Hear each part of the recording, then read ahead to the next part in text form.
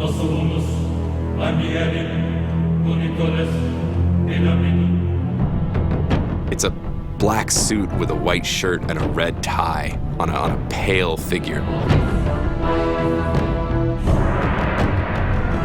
It was one of the first games I can think of where you were committing acts of violence to protect yourself. You were supposed to go out there and kill people. They could put him on a white horse, and that would be about the closest they could get to actually just having him look like he was riding out of the Book of Revelations.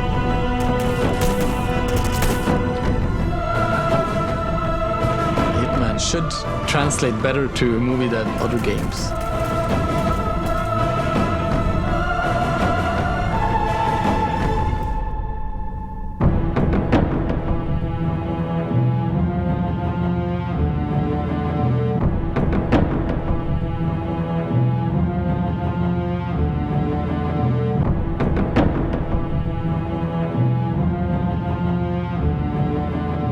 When Hitman released in 2000, what it tried to do was provide players with options. And it wasn't truly open world, but what it was a very entertaining sandbox. And from a gameplay standpoint, what that generated was a lot of choices you didn't have in any other games. The first Hitman game was the first of that particular genre to open up and do away with the linear mission structure. The starting point for the developers back then was that this time we need to make a game that no one's seen before, and we need to make it as complex as we can. It introduced a layer of strategy that you didn't see before. That got a lot of people hooked on this whole idea of not just running out and killing everyone on sight with two pistols blazing, but the idea of like creeping and hiding behind shadows and sneaking behind guys and just taking care of business without alerting everyone else. In Hitman, you need to think a little bit more what to do and how to play the game. That completely changes the way in which you get satisfaction out of a game. Because if you feel like, wow, look what I came up with and beat the computer, you're going to feel better than, wow, I did what everyone else did.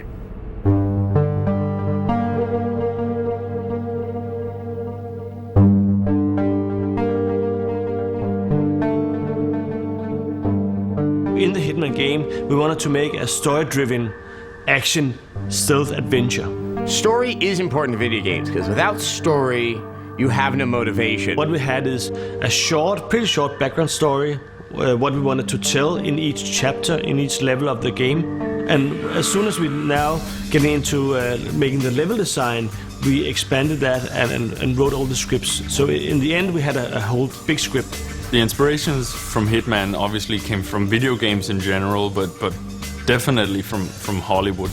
Guys that made the first design of Hitman were big fans of Luc Besson's The Professional, Leon. And that type of movie where it's a little bit noir, a little bit mysterious, and not just a glamorous Hollywood production. What they took out of other movies to create what became number 47, the Hitman behind the series, was a little bit of the conspiracy theory, and then they take that and meld it with the creativity that you need in order to pull off some of these hits. And we wanted to make his background story more intriguing and more special. That's why we came up with this clone business. He's the end result of a breeding cloning program that attempted to make the ultimate assassin warrior. We don't know his mother, and we only know his fathers. They are 5 guys with all evil genes, putting them together to make this perfect assassin. He wakes up in the first game and doesn't know who he is, what he's doing there, and he kind of finds his way.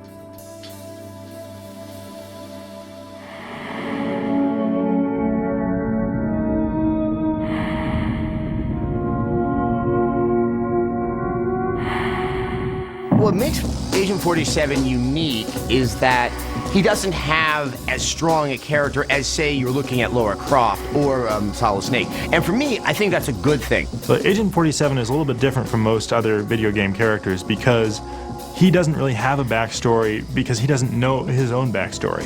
He doesn't really have a background, which makes him so open to interpretation. You get to create who that character is through your own play style. It's not like he's just some hollow shell that points a gun at people. You start finding out through the course of these games that he's a real person, he's been used, and you're trying to figure out exactly how and why. I think that it's interesting to see him transfer to a movie as well, because he is such a blank slate that you fill in, but we all have an idea of what he looks like if the camera was wrapped around to the front instead of behind him. He's an anti-hero. First of all, he's very stylized and very cool to look at. He's always cool in situations. 47 stands out because he has a very distinct look. He has the shaved head and the very iconic suit, the tie and the white shirt. It's the dark side of James Bond, the suave, sharply dressed. Except Agent 47 really isn't suave. It took some of the things that we have in the Bond movies, but you took the softness of the Bond movie out of it, and you just had this very cold-hearted killer, which I think made it a little bit easier for you as the player to get into the game and engage in what is some rather unsavory behavior.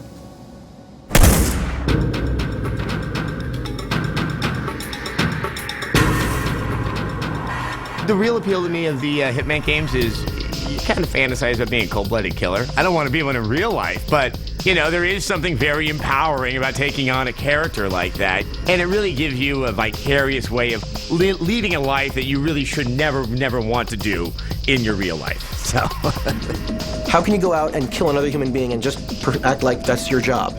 That's kind of the fascination I have, at least. Agent 47 is always very much meant to be a cipher, where it's very easy for the player to pretend, well, if I was a really cool bald guy with 2 silver pistols, I'd be just like that. He usually is always going after people that are just bad people. He's never trying to assassinate a politician who's trying to do good works. He's always going after corrupt people, drug dealers, terrorists. These people are getting what's coming to them.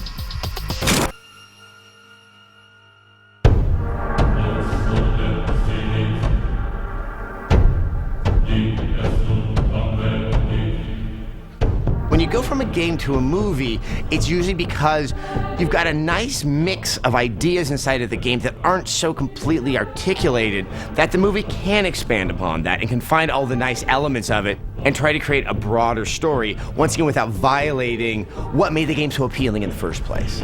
I think to successfully translate a video game to a film, you have to respect the original material, because there is a conception of a universe and there is a logic of that universe. And if you respect the logic of the universe and the material you used for the movie, you can after make a movie, but you don't have to forget to tell a story. We felt that if we took the core ingredients of the game, which are very cinematic, and translate them into a great story, great script, the fans of the game are going to come along for the ride. I think Hitman is a very good candidate for an adaptation into a very good movie because it's so grounded in reality in the first place. He doesn't use any science fiction weaponry like laser beams or anything like that. It's a very visceral game, very tactile.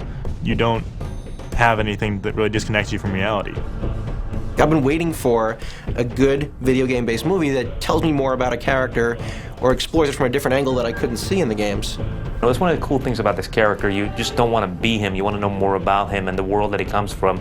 And I always felt that that would be an extremely cinematic character. If you have a character that's iconic, you want to see that character brought to life right. Without betraying the type of character 47 is, and to that degree the game and the source material, to be able to find 47's quest to try to figure out who's after him and why they're after him. One of the big challenges about making a movie out from Hitman game is that normally we didn't put that much emotions into Hitman. We didn't put very much feelings into Hitman because we would like to let the player actually put the feelings into Hitman. In a movie, the director needs to define that in advance, because it's not like the spectators can choose how to watch the movie. In Hitman, the point of view on the character is already a camera behind him, and sometimes a little bit higher behind him. And we have used sometime inside the movie that point of view to give a sort of trigger reference to the gamer. When you're writing a movie, what you really need to capture about Hitman is that style and that simple pleasure in existence that the game's captured, where why does he do these things? Because he's very good at them.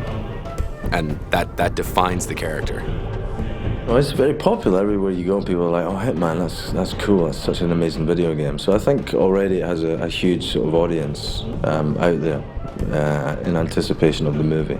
I guess people would want to see him, silently taking someone out, using disguises, obviously. Seeing the iconic shots of the barcode, seeing him from behind with the guns and like the tie blowing in the wind, all that stuff, gonna look great, I think, on the big screen. In the movie, they're definitely gonna see a bald guy in a black suit and a red tie. And that is, for me, just enough.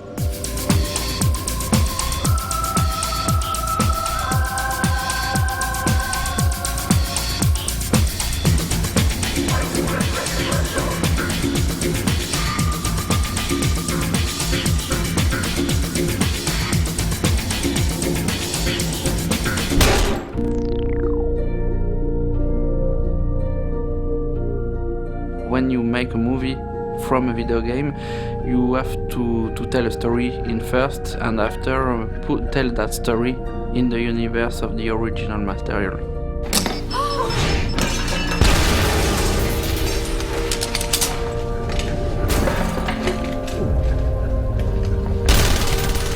It's not specifically a film of professional assassin. It's more close to the spy film.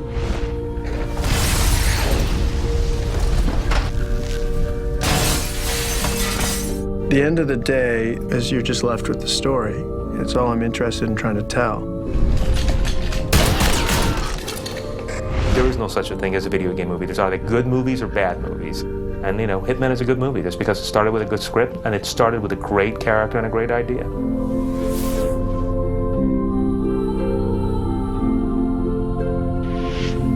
You walk a very fine line where you're trying to adapt something that is extremely popular in another medium, be it a comic book or a novel, a graphic novel or a video game, because the core fan base has a certain amount of expectation, and that's truly valid, and you want to go ahead and fulfill those expectations.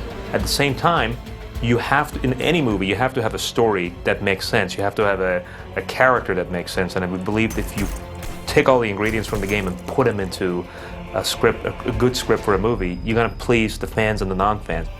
What has attracted me in the Skipwood script is the universe developed inside the script and the modus operandi of the character. He showed the character in his natural universe all the time, and after he show him in different situations, in different missions, and in the movie Skipwoods take that element of the video game and put that in the script, and after from that element we have a new story of Hitman, who is at the beginning an hunter, became an hunted, and the action can begin.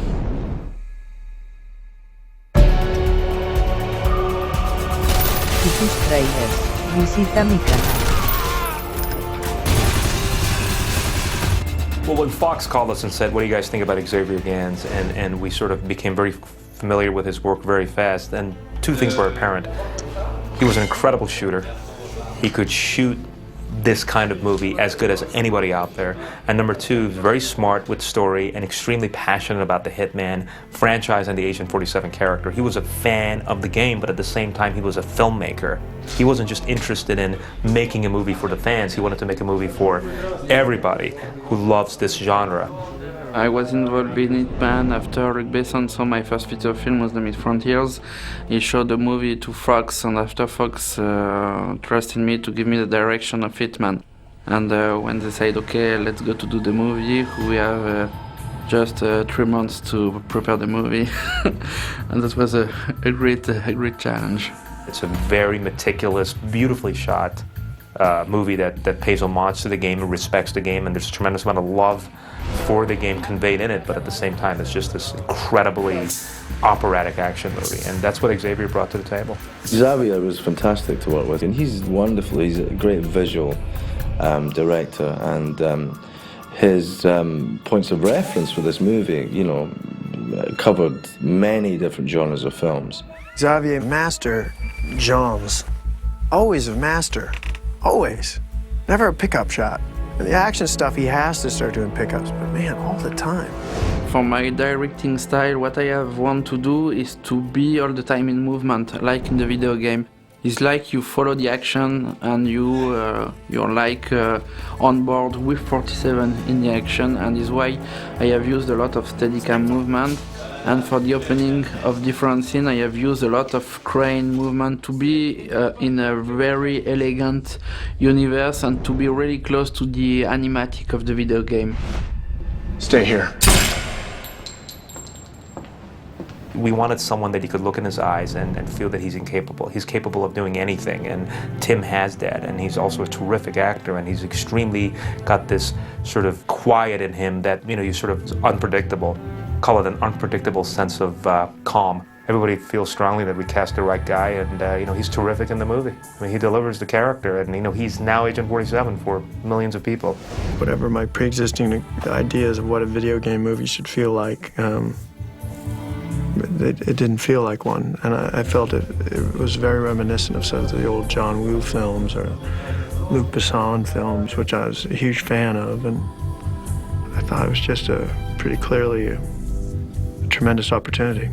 I think Timothy Olyphant is a real good choice for the character 47 because physically, in first, he can add the two faces of the good and the evil one, and after that, he's a great actor to give you something really cold, very dark, and to have a sort of emotion coming inside him, and you can feel him pass to a dark emotion to a sad emotion in very quick time, and that's why it's really amazing to have an actor like him in the character of 47. I'm June, and you are? This is where you tell me your name. Excuse me. I think 47 is really different than the other killer in the other movie because it's a killer really elegant, really classy, and very efficient on his execution. What I thought that was interesting to explore was sort of this, the quietness and the loneliness. It almost felt like a traveling salesman kind of thing, quality to it. And it was kind of fun to explore that side. At the beginning, 47 is just a killer, a cold, bold killer, and he killed people with very violent manner. And he met a girl, and when he met that girl, Olga Kurilenko, he became more human, and he understand a little bit more why he do that, and he became to be afraid about what he done. I think he gets touched by her because he sees a little reflection of himself in her, and that happens when he notices her tattoo. He has a tattoo too on the back of his head, and she has a tattoo on her cheek. So I guess that's what make him feel closer to her. He can identify himself to her somehow, and that's where it starts from. That was the part of the story that I thought was the most attractive, that you had these two people that were clearly very damaged. And I thought there was something without betraying type of character 47 is, and to that degree the game and the source material, to be able to find just a smidgen of a love story in there, I thought was really nice. I think what is really interesting in the relationship between Tim and Olga is the sort of match, the tennis match between them, because they all the time have a sort of exchange very strong in the scene, and they give the best of them for all the line they got to help them to be the best they can. I swear I'll never... Stop talking. If you're looking for a reason not to kill me, I don't really have one. I'm not a whore by choice. She's kind of a lonely soul, that's for sure, because she's trapped by this man, her boyfriend, Belikov, and who she doesn't love, and she's there against her will. She did a fantastic job. I mean, really just did a fantastic job. And I feel very fortunate to have been able to work with her, and feel fortunate that she was, in the movie at all. But, she had a tough job. I thought that part is a difficult part, and asked a lot of an actress. I really can't say enough good things about her. Most of the time I worked with Timothy, and most of my scenes are with Timothy. He was the person who made me comfortable on the set and being there. with Xavier, but he was because he was my partner. He did a great job. Please. Stop.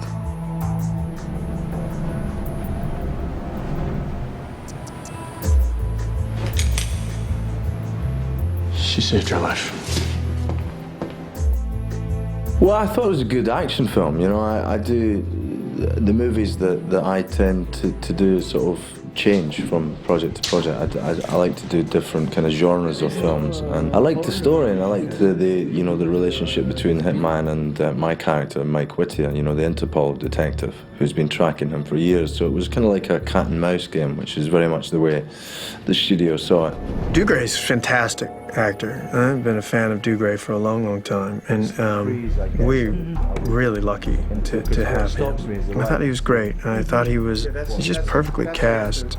Me and Tim got on very, very well.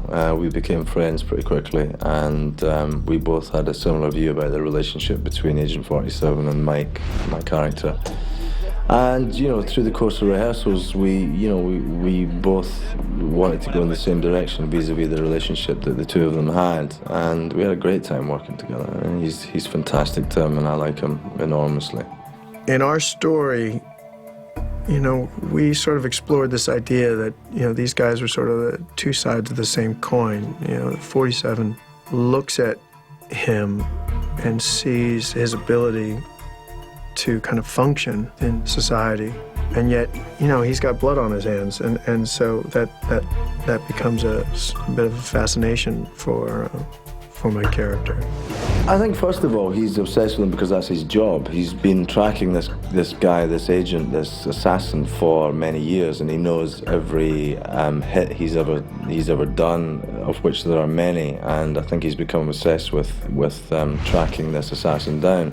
My character's 2 steps ahead of most people in the movie, but 1 step behind Agent 47, so he just nearly gets them, and they come face to face a couple of times in the movie, the beginning and the end and in the middle. And I think the relationship is quite intriguing as to what it is they think about each other when they finally meet. And I think there's a lot of respect, Agent 47 for my character and my character for Agent 47. What is good with Dougray Scott, he got that really interesting dark side inside him. And for the character of Mike Whittier, that is really interesting to have a character really elegant like Dougray, but with that really dark attitude, dark side he can give to the character, and you cannot know if it's a bad guy or a good guy. But he got a good intention, but also he can be really dangerous. The light bulb comes on. Took me a minute. Must be the jet lag. You're telling me to fuck off? No, of course not. You're a good man, Michael. One of Interpol's best. But leave this intelligence work to the FSB. Robert Knepper, it's amazing Yuri on the movie, because when we have begun to work on the movie together, he have learned some Russian line, and he bring a lot of idea on the character. He asked to add an earpiece, like he spoke all the time with the KGB, and he searched all the time a lot. He's an actor really in the details of the different elements, and he want to build his character with a lot of outside details to give to him some credibility, and you have to feel the characters really true, and that is really strong with Robert. Xavier is an amazing director. He's one of my favorite directors I've ever worked with, and what I love a lot about him is his childlike quality, and children don't explain. They just do it. There's not enough time, whether you're shooting a television show or you're shooting a movie. Even though this movie, for instance, and maybe it's the way the French shoot, I mean, you can tell pretty quickly the style of something when you're in the moment shooting it. You don't need somebody to say, this is what we're going to do, and this is how we're going to do it. You don't need that. You just sort of do it. And then to have his reaction be, so, oh, yeah, it's magnifique. It's all this great French stuff that you're surrounded by. It's terrific. Robert was good because we have quite a lot of scenes, myself and Yuri. So Robert Knepper was great, played a great Russian, and there's a very antagonistic relationship between the two of them because Mike, who is, he's very bright, and he's been involved with these many government agencies throughout the years. He knows, he can smell instinctively what's going on here, and there's some sort of cover-up. You did your job, and you did it very well. And for that, my boy, you should be proud. The notion of making movies like Hitman, you go for the best actors for the part. You almost don't need to get huge stars. Now, Tim and Doug Gray are big stars, and Tim was on his way to becoming a giant movie star.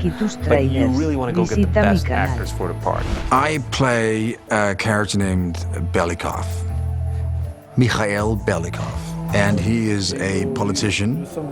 He is a bad guy. I think what is really interesting with Ulrich Thomsen, who is playing Belikov, he got that elegance of a Danish actor.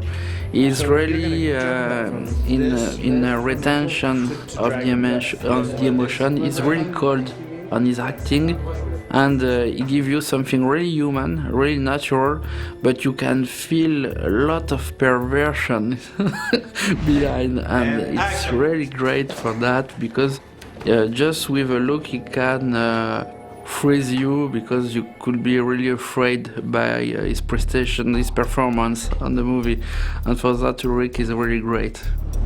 In films, it's funny to play the bad guy. It's fun to be killed in a movie. It's funny to kill people in a movie. I had the best fun making this. I mean, I've never been killed so many times in a film. My head was blown off. I was shot in the head, and then I was shot 11 times after I'm dead. On top of that, I'm lying as my own double in the morgue with a bullet, hole in my head. So it was like every day I was on the set, people were taking a shot at me.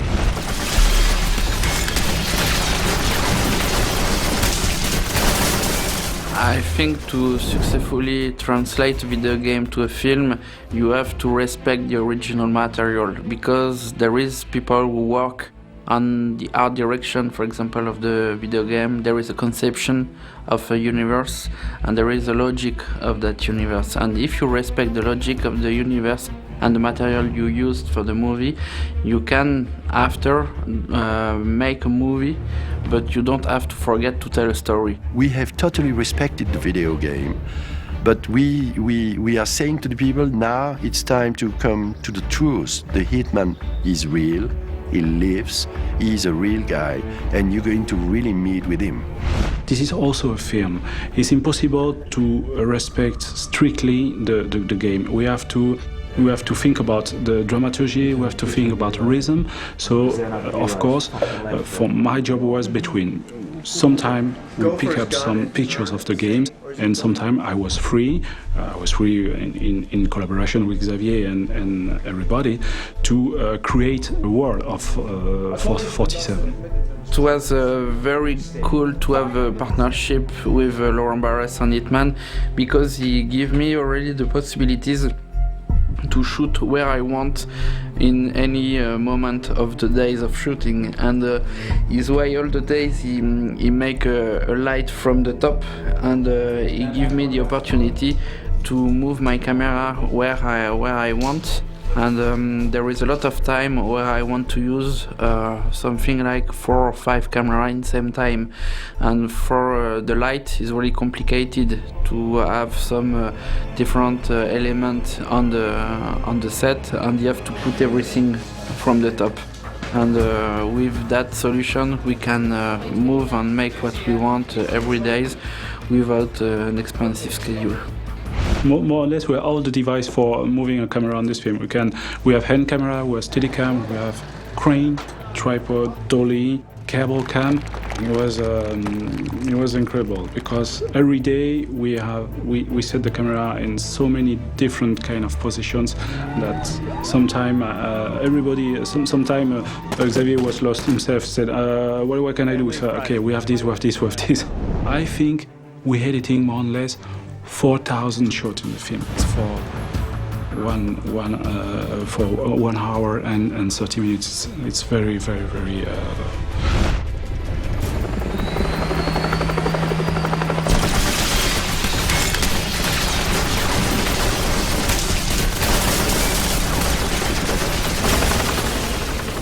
storyboard is very important for Xavier because it helped him to have an idea what he wants to shoot, but it's not the end. When you shoot only the storyboard, at the end you are a little bit disappointed because you have the feeling that the rhythm is too low. So when we arrive on the set, the storyboard is the references for how it works. It's a references for a lot of technicians to set up all the stuff. He is likely responsible for over 100 deaths. Let me show you what I mean. This is Ovi.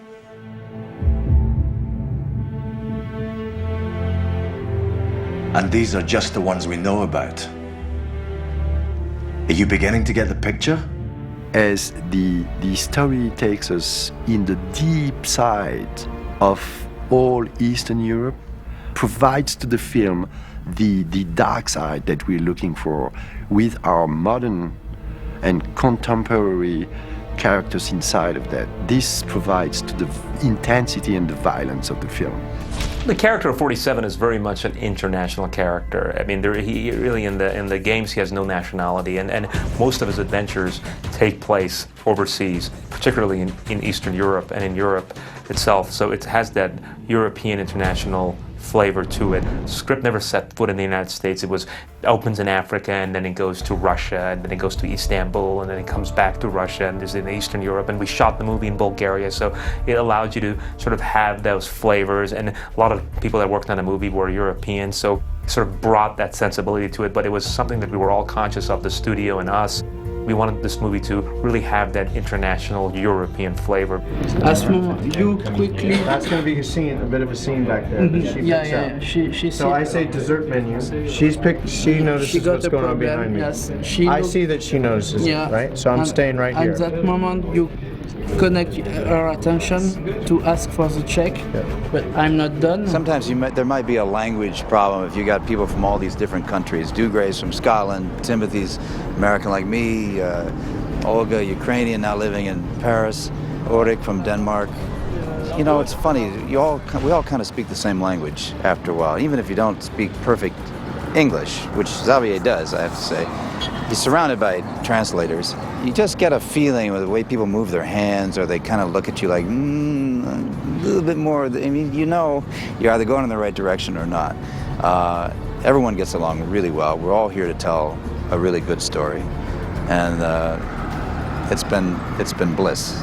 I think that was really interesting to work on Hitman with that world crew, because everybody got different way to work on a big production like that. That was amazing to have all that energy coming in the same project, but that was a great experience because everybody's exchange the experience they got, and at the end we have a very performance crew to make the movie. Alors On a décroché. La vidéo tourne, Serge. No! Here we go!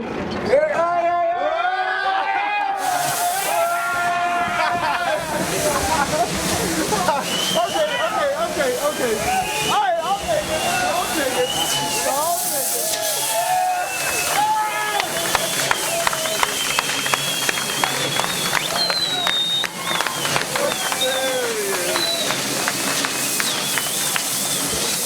Well, I think that Hitmen are kind of sexy and they're sort of someone that people want to be and never will be. So it's a kind of a fantasy, you know, the audience are taking on a journey with the character. And hopefully, you know, they can enjoy that experience, you know, from a cinematic experience point of view.